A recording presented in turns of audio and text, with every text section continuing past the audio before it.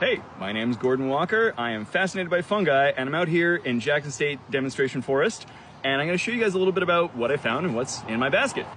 So I found a bunch of pig's ear, Gomphus clavatus, and it's got these decurrent ridges that run down the stem.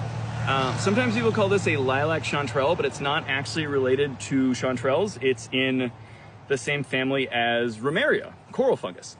So these are more closely related to each other than this is to a chanterelle. Here, there is a really big, all the boletes I found were very, very soggy.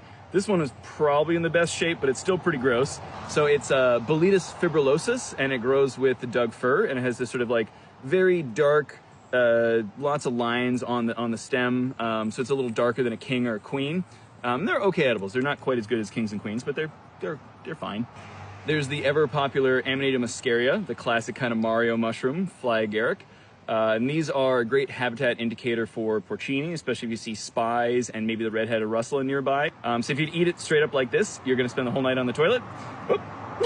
We got a big old chanterelle here. This is Cantharellus subalbidus. So this is good edible mushroom that grows with the tan oak. We have a whole bunch of dermosidae. So these are what are known as dire quartz.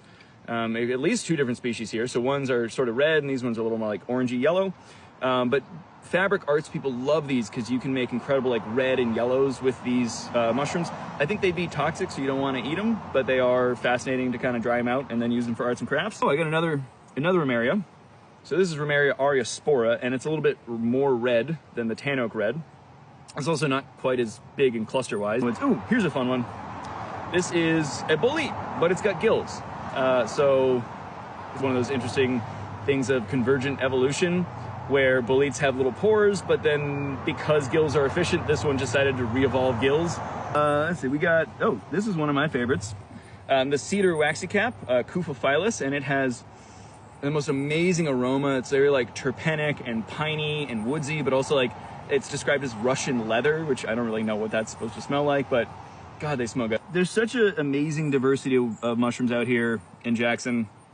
It's one of my favorite places to come. It's one of the reasons I buy a permit every year, because I like to come up here and mushroom hunt, and I want to support the forest, and I pick up trash, and you know, when there's an opportunity to give back and try to help out, I do, because I am very respectful of land and absolutely love what I'm able to find up here, because sometimes it's food and sometimes it's just interesting stuff, and you never really know what you're going to get. You got to come check it out. So thanks for listening to me go on about mushrooms.